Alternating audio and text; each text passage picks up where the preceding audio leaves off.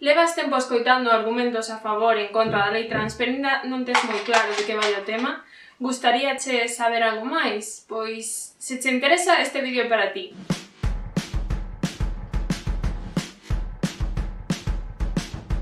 Hoxe intentarei responder a algunhas das preguntas, preocupacións e, en moitos casos, na maioría, bulos que circulan polos medios e polas redes. O impulso da lei trans estatal responde a unha demanda histórica do colectivo LGTBI. Anos de loita, desta así, pareceron lograr a consecución dunha das máis importantes demandas do colectivo, cando falla algo máis dun ano o que fora un compromiso electoral, porque sí, recordemos que isto aparecía no programa do Partido Socialista, pois pasou a formar parte dos acordos do goberno entre PSOE e Unidas Podemos.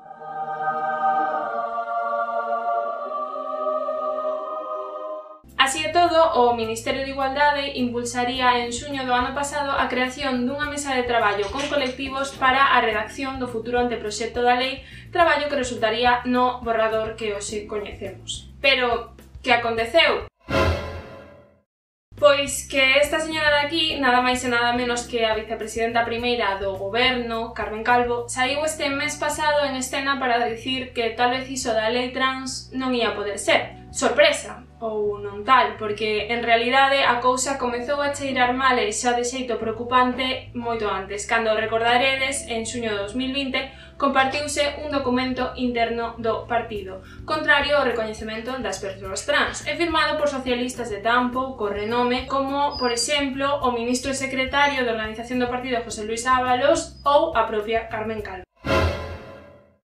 Como xa dixen, vicepresidenta primeira do goberno, pero ademais secretaria da área de igualdade do seu partido. Pero como que iso da lei trans non vai poder ser? Entón, en que momento nos atopamos? Neste momento, o seguinte paso para poder seguir avanzando no trámite da lei é presentar o texto no Consello de Ministros, algo que, polo que sinalan desde o Ministerio de Igualdade, o PSOE está a impedir. Fronte ao que desde o PSOE justifican a demora por supostos problemas co texto respecto da súa madurez e da súa constitucionalidade. Fronte ao bloqueo do PSOE, desde as organizacións trans convocarían unha folga de fame que acabarían por desconvocar logo de que parte da oposición se comprometera a registrar e finalmente registrase a lei no Congreso.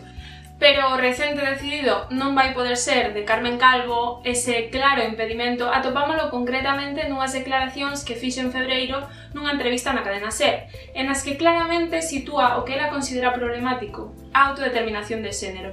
Escoitámoslo. Claro, a mí me preocupa fundamentalmente la idea de pensar que se elige el género sin más que la mera voluntad o el deseo, poniendo en riesgo, evidentemente, los criterios de identidad del resto de los 47 millones de españoles.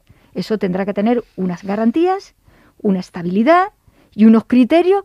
Vamos, que, ojo, cuidado, que o día que entre en vigor a lei, tal vez ti e máis eu podemos comezar a sentir dúbida respecto de quen somos, non sei, unha pataca. Pero en realidade isto pouca gracia ten, e senón fagamos un pequeno exercicio de memoria. E recordades a lei de peligrosidade social? Foi unha lei que se aprobou nos anos 50 durante o franquismo, unha lei que, por certo, non se acabou de derogar completamente ata o ano 1995, xa entrada a democracia. Pois ben, esta lei fundamentábase en parte na idea do contaxio da homosexualidade como se dun problema de saúde pública se tratase. E matizo, dentro do que se entendía como homosexualidade entraban gays e transexuais ou travestis, como daquela en moitos casos se autodenominaban, pero non lesbianas, porque a lei non a recollía como suxeito a perseguir. Como tal, non existían. Aclarado isto, no momento no que se avanza na despenalización da homosexualidade, no que se deixa de considerar como un delito, onde pasa a situarse o problema? Na visibilización. O clásico sí, que fagan o que queiran, que esta xente teña todos os dereitos, pero que os meus fillos non o vexan, non vai a ser. Neste caso, o relato cambia sutilmente. Sí, todos os dereitos, pero que quede claro que son persoas enfermas. No caso da lei trans, entón, é o feito de despatoloxizar o que, de repente, di a vicepresidenta, supón un perigo para os demais, algo que non deixa de responder ao sentido do contagio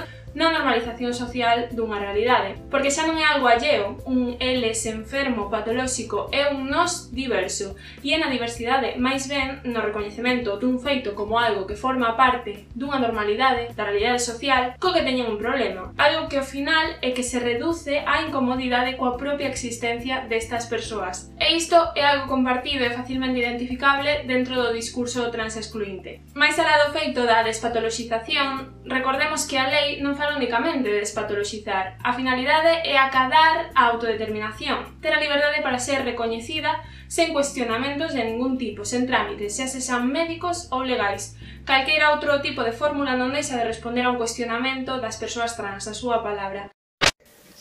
Bueno, este vídeo ven porque o tema da lei trans está na xenda, é inevitable que haxa actualización, bueno, que nos acaba de pillar así de un pouco imprevisto. Que a cuestión é que se acaba de actualizar un pouco o estado da cuestión do que acabo de mencionar agora mesmo e de algún xeito, pois, que se xustifica con este matiz que engadín ao final de que calquera outra fórmula que distase da autodeterminación non deixaría de ser un cuestionamento á realidade das persoas trans, o sea, a súa propia existencia. Que acaba de pasar? Bueno, pois que, efectivamente, pois que o Partido Socialista agora acaba de dicir que podería aceptar e que se ten que acreditar de algún xeito que a persoa en cuestión se atopa nunha situación estable de transexualidade e persistente. Como sempre, caendo en fórmulas que cuestionan a realidade e a propia existencia, a propia palabra, ademais, destas persoas polo feito de ser persoas trans, en fin. Xa podedes seguir vendo o vídeo. Pero bueno, máis alá disto, entro no máis parecido a un argumento que teño escoitado entre o ruído deste debate. Porque o que din a maiores que lles preocupa é o da inseguridade xurídica, algo no que non para de insistir a vicepresidenta. E agora contovos porque a cousa non acaba de encaixar. Para isto témonos que retrotraer ao 2017. Bueno, esperade, non. Imos primeiro un pouco máis atrás. Por contextualizar, foi no ano 2007 cando o Partido Socialista impulsou a hoxe en vigor Lei 3/2007 de 15 de marzo, a coñecida como Lei de Identidade de Xénero, onde se elimina o requisito da cirurxía xenital ata o momento exixida para cambio rexistral. No seu lugar, os requisitos pasan a ser outros, concretamente os recollidos no artigo 4.1 da mesma lei.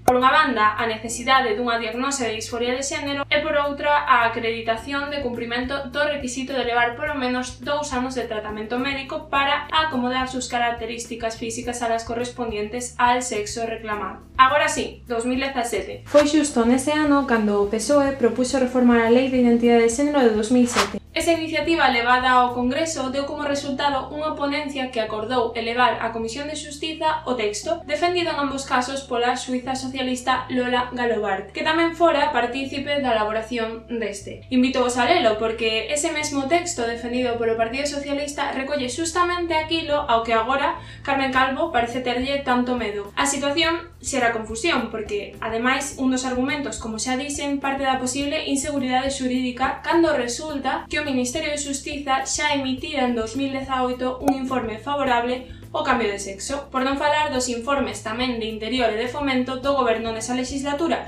que avalaban o texto da ponencia, como recordou recentemente a deputada socialista Carla Antonelli. Naquel momento, curiosa ou non tan curiosamente, foi o Partido Popular o que respondeu rexeitando dita proposta, utilizando os mesmos argumentos que hoxe utiliza o Partido Socialista para posicionarse en contra. Por que sorprende todo isto? É verdadeiramente unha novidade? En realidade, isto que tanta alarma e sorpresa parece provocar non é en absoluto algo novidoso.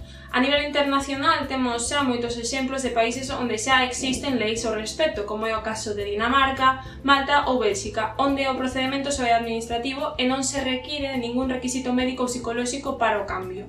Tamén Irlanda, onde a libre determinación de xénero só precisa dunha declaración xurada, ou o de Noruega, onde se pode iniciar tamén a modificación rexistral sen necesidade dun informe médico. Seguindo no plano internacional, teñamos en conta que ademais a Organización Mundial da Saúde, a OMS, deixou de considerar a transexualidade como unha enfermidade no ano 2018. Tamén que nesta materia, respecto da necesidade de avanzar nos dereitos das persoas trans e facelo desde a non patoloxización, se teñen posicionado as Nacións Unidas, o Tribunal Europeo de Dereitos Humanos, o Parlamento Europeo ou o Consello de Europa. En fin, que estes son tan só algúns exemplos, pero para o caso interésame máis volver ao noso contexto legislativo, porque resulta que no conxunto do Estado español existen xa 13 leis autonómicas que lexislan ao respecto no marco das súas competencias. E coméntovos, no 2012 foi o País Vasco, no 2014 Andalucía, Galicia, Cataluña e Canarias, no 2015 Extremadura, no 16 Madrid, Murcia e Baleares, no 2017 foron Navarra e a Comunidade Valenciá e no 2018 Aragón e, en último lugar, xa no 2020 Cantabria. En case todas se contempla o dereito á autodeterminación de xénero como tal, excepto nos casos de Cataluña e de Galicia, salvando tamén distancias entre elas, porque mentres na norma catalana se especifica que non é necesario un diagnóstico de disforia de xénero nin tratamento médico, na norma galega sí que se require para acollerse á lei que as persoas trans presenten un informe médico para acreditar a súa identidade. Quero matizar tamén que no caso canario, se tomamos como referencia a lei en vigor do 2014, nin se contempla a autodeterminación nin se despatoloxiza, pero podemos adiantar o aprobado porque o ano pasado foi admitida a trámite unha proposta de lei impulsada polos colectivos na que sí que se recoñece a autodeterminación de xénero e se despatoloxiza. Tamén matizar, por certo, que na norma vasca non se recolleu como tal o dereito á libre autodeterminación, nin se despatoloxizou a transexualidade ata o ano 2019 coa modificación concretamente do artigo 3 de dita lei. Mais alá dos casos específicos que acabo de comentar, nas demais sí que se recolle como tal o dereito á autodeterminación de xénero e, polo tanto, tamén que non é necesario un informe diagnóstico ou proba psiquiátrica ou psicolóxica nin tratamento médico. Agora ben, a situación no específico cambia radicalmente en función de en que comunidade te atopes. Entón, en algúns casos está sufragado o uso de bloqueadores hormonais, por exemplo, en outros non. A autorización dos pais é necesaria ou non en función da idade á hora de acceder a este tipo de tratamentos ou non. Esta dispersión normativa o que acaba supoñendo ao final é que se dea un trato desigual en función de se eres unha nena que nace en Galicia, en Madrid ou Aragón. De aí, en parte tamén, a necesidade dunha lei estatal. Esa que falamos de nenas, nenos e nenes. Outra das cuestións máis recorrentes ao respecto desta lei é que pasa cos menores e cos menores trans, a cuestión dos bloqueadores hormonais. Isto de utilizar alarma ao respecto das menores xa como que se nos vai un pouco das mans. Pasa agora coa lei trans, utilizouse de xeito central no debate en torno ao PIN parental de Vox e pasou incluso cando se aprobou o matrimonio igualitario, fronte ao que desde o Partido Popular si argumentaban que o feito de que parellas homosexuais puidesen adoptar supoñía unha vulneración á protección da infancia. Pero bueno, que é algo moi doado de responder, xa vos lo conto. O artigo 25 do borrador da lei di que a asistencia sanitaria realizarase conforme os principios de, entre outros, non patoloxización, autonomía, codecisión e consentimento informado.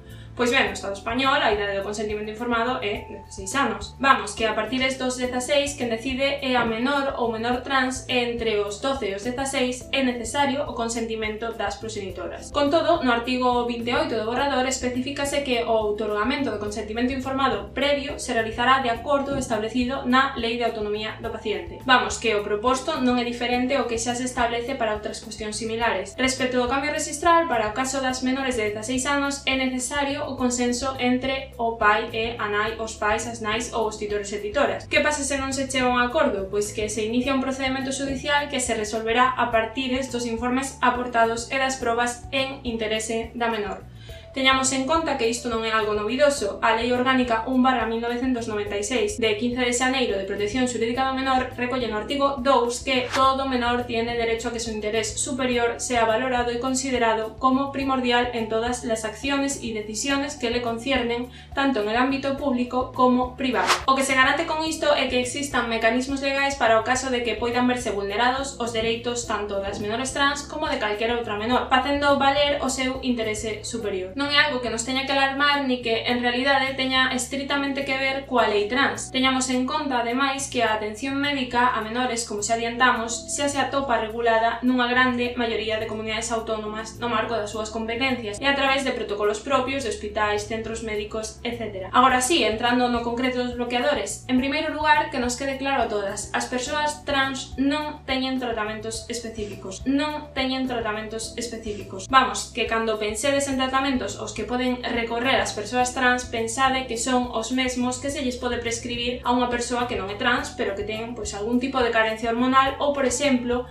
un caso que tal vez vos soe máis cando unha menor ten puberdade precoz e se inicia un tratamento para que a nena ou neno creza ata ter a estatura que se entende normal para unha persoa adulta. Unha vez aclarado isto, teñamos presente que todo este proceso parte dun acompañamento, dun seguimento profesional e individualizado para cada caso, e que para as menores todo é reversible. E repito e incido nisto, é totalmente reversible. Vamos, que se a adolescente non desexa continuar co proceso, pode o interromper para que a puberdade se reinicie e continúe con total normalidade. E isto é algo que non digo eu, é algo que di máis de 40 anos de estudos ao respecto. Ademais, sabedes o que si é irreversible?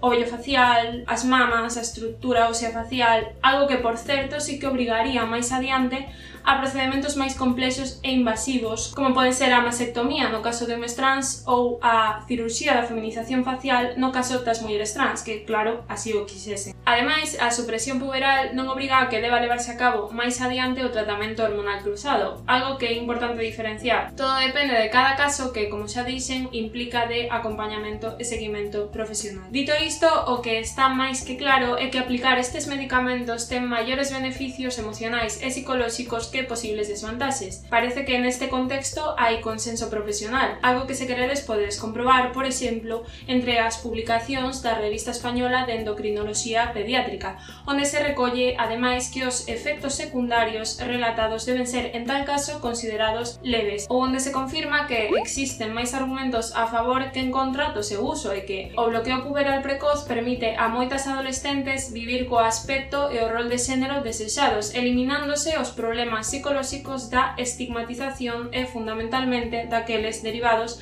da presencia de caracteres sexuais secundarios non desexados. E é que, como tamén recollen estes estudos, o retraso na terapia ata a maioría de idade legal ten desvantaxes psicolóxicas consistentes nun malestar intenso, o desenvolvemento de comorbilidade mental en forma de depresión, ansiedade, baixa autoestima, fobias sociais, trastornos alimentarios e incluso intentos de suicidio, automutilacións ou o uso de hormonas sen control médico. É certo que aínda se precisan moitos estudos para avanzar, para afianzar esta seguridade ao 100%, pero tranquilas porque o propio feito de que estean no mercado exixe un control previo e garantías sanitarias, pois como para o caso de calquera fármaco. Ademais, que exista heteroxeneidade legislativa entre comunidades autónomas complica que se fagan máis estudos respecto ás posibles terapias endocrinas para seguir avanzando nelas, algo que a lei estatal axudaría sen ninguna dúbida a corrixir. Pero máis importante a ter presente é que xustamente o que implica esta lei é que non sexa obrigatorio pasar por absolutamente ningún procedimento médico non desexado. Vamos, que eses nenes non estarían obrigades a recorrer a bloqueadores ou hormonas se non o quixesen para ser recoñecidos como que son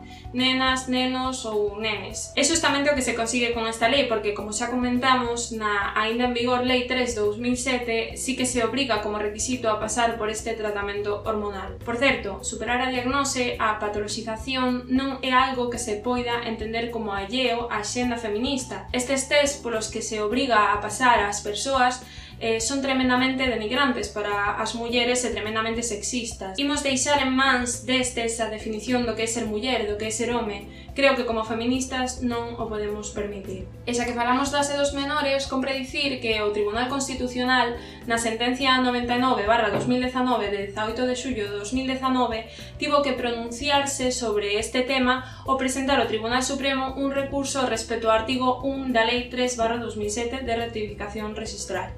Para o caso, o Alto Tribunal declarou que o apartado primeiro de dito artigo, que obrigaba a ser maior de idade para un cambio de xénero no DNI, é inconstitucional.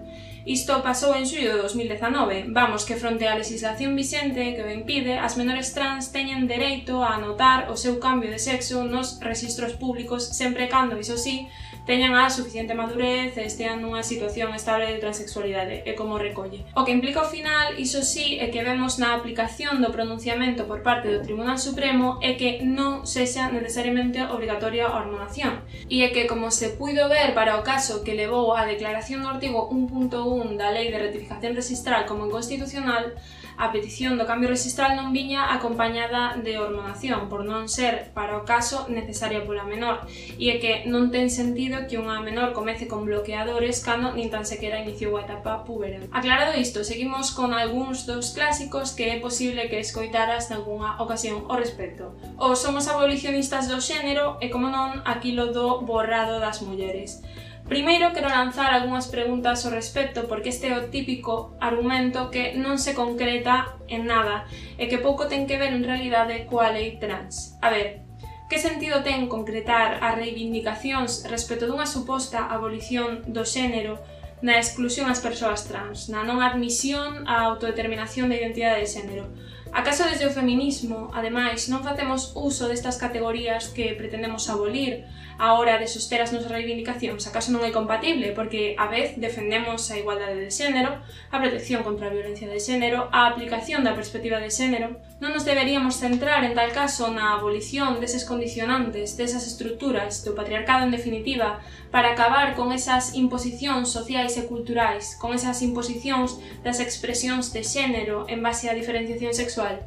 Cando se pretende ademais confrontar esta lei coa idea do abolicionismo dos xéneros, que é o que se quere dicir exactamente? En que se concreta? Preténdese acaso retirar a categoría xénero do ordenamento xurídico? Que implicacións na legislación vixente ten isto? Poñamos un exemplo. No 2008 o Tribunal Constitucional desestimou unha cuestión de inconstitucionalidade presentada en relación co artigo 153.1 do Código Penal. O que a xueza cuestionante formulaba é que se sanciona penalmente máis os homes que as mulleres polos, dicía, mesmos feitos, e que se protexe máis as mulleres que os homes fronte a unha mesma conduta, o cal, como expoñía, podería ser constitutivo dunha discriminación por razón de sexo, algo que iría en contra do artigo 14.1 da Constitución. Pois ben, cal foi unha das cuestións de peso nas que se sustentou o Tribunal Constitucional para desestimala? Pois a cuestión do xénero, que efectivamente unha agresión supón un dano maior na vítima cando o agresor actúa conforme a unha pauta cultural, e que non se trata dunha discriminación por razón de sexo, pois non é este o que o legislador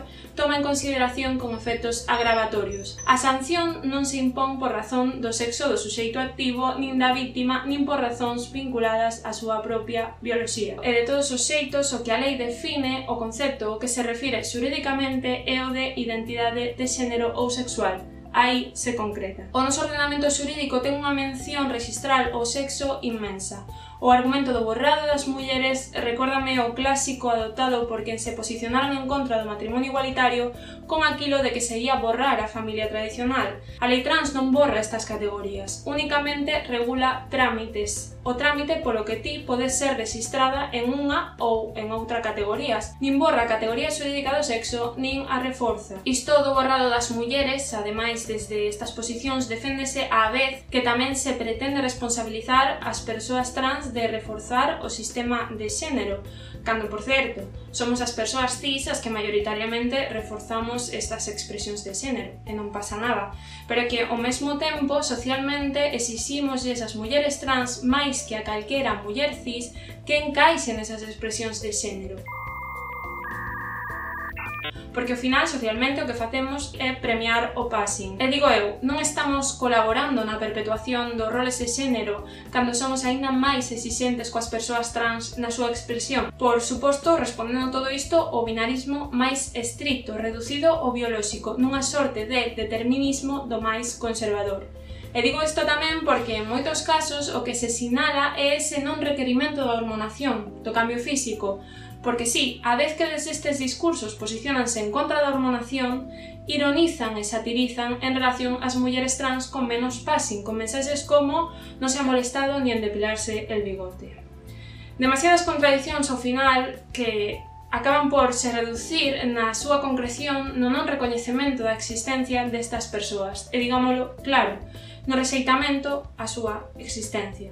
Porque sí, é moi doado deixar caer lemas e levar o ton o abstracto, porque claro, dicir directa e claramente que estás en contra da existencia das persoas trans queda feo.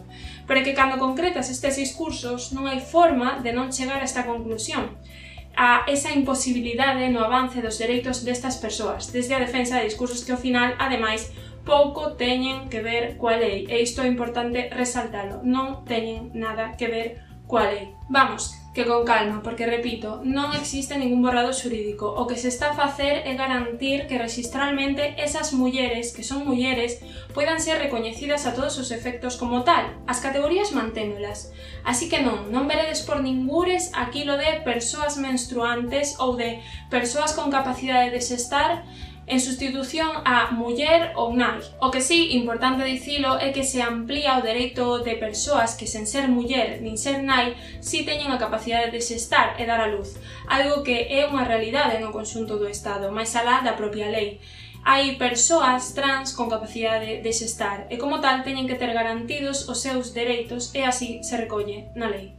Aproveito para engadir que na disposición adicional segunda da lei recóllese o compromiso escrito de remitir ás Cortes un informe sobre eventuais modificacións normativas a levar a cabo derivadas do recoñecemento do xénero non binario. Como xa comentei, as mencións ao sexo no noso ordenamento xurídico son moi numerosas e as implicacións normativas son inevitablemente moito máis complexas. É necesario un estudo en profundidade dos efectos e cambios normativos que serán necesarios para a creación desa categoría xurídica. Con todo, a lei abre a posibilidade de deixar en branco a casilla do sexo no DNI para as persoas non binarias, intersexuais ou para calquera que estea en contra da identificación neste senso nos seus documentos. Aclarado isto, tal vez escoitaches aquilo de que agora os homes van evitar condeas por violencia de xénero grazas á lei trans. Bueno, o cambio rexistral non exime de dereitos e deberes adquiridos previamente. É algo que se especifica no artigo 14. Que non é reactiva. Algo que, por certo, se daría por feito de non recollerse como tal, pero que, aínda así, se recolle para garantir que baixo ningún concepto sexa obxecto de interpretación. Pero que, de darse o caso, estaríamos a falar dun potencial delito. E explícome. Para os casos de abuso da lei, pódense arbitrar días da mesma maneira que para o fraude noutros terreos. O que non podemos facer é legislar poñendo o foco no uso fraudulento que tal vez se poida facer dunha lei, porque o uso fraudulento é un delito de por sí. E volvo a lanzar algunhas preguntas con exemplos para que sexa máis doado de entender. Acaso imos deixar de legislar, por exemplo, a nivel fiscal por moitos defraudadores a facenda que haxa? Acaso imos retirar, por exemplo, a lei de discapacidade por aqueles que se aproveitaron dela para conseguir un posto na administración pública falseando unha discapacidade maior ao 33%? Recórdame o medo respecto ao posible uso fraudulento co que se anecdotizou a oposición á lei do matrimonio igualitario respecto de pois entón voume casar co meu compañeiro de piso porque así nos vai sair máis rentable. Non podo evitar tampouco pensar tamén nos que insisten en que a lei de protección integral contra a violencia de xénero desprotexe os homes polas denuncias falsas. É un despropósito legislar desde esta premisa e creo que deixarse levar por este coro unga en detrimento dos dereitos das nosas compañeiras trans non é o noso, nin nunca o foi. Recoñecer o dereito das persoas trans non é algo en absoluto incompatible co recoñecemento dos dereitos das mulleres. Dicir que os dereitos compiten entre sí, que o avance dun colectivo na consecución dos seus dereitos vai ir en detrimento doutro, é un pensamento totalmente reaccionario, ademais de falso. Partir deste marco é afastarse por completo do feminismo interseccional, afastarse da aspiración universal pretendida cando falamos do horizonte feminista. As aspiracións verdadeiramente transformadoras non van ser tal se non van da man das mulleres trans, lesbianas, bisexuais, asexuais, racializadas, negras, migrantes, precarias, pobres. Non podemos facer alarde desde o feminismo de non deixar a ninguén atrás mentres deixamos a moitas compañeiras polo camiño. Non pode ser que adoptemos posicións reaccionarias, privilexiadas como mulleres cis. Curioso se cabe que non deixen de ser unha maioría cis branca acomodada as que se erixen como altofalantes do discurso transexcluinte. Que, por certo, agora ademais de discurso non teñen reparo en compartir espazos con Vox, algo que puidemos ver na participación recente da presidenta presidenta do partido feminista Lidia Falcón, nun acto organizado por Hazte Oír baixo o nome Desmontando la Lei Trans. E seguimos con outra das cuestións máis comentadas, o da participación de persoas trans en competicións deportivas. No artigo 39 do borrador atopamos unha serie de medidas para o ámbito deportivo. No mesmo, o que se fai é, por unha banda, prohibir a realización de probas de verificación de sexo nas competicións, ademais de garantir que as menores de 16 anos e as mulleres trans estranxeiras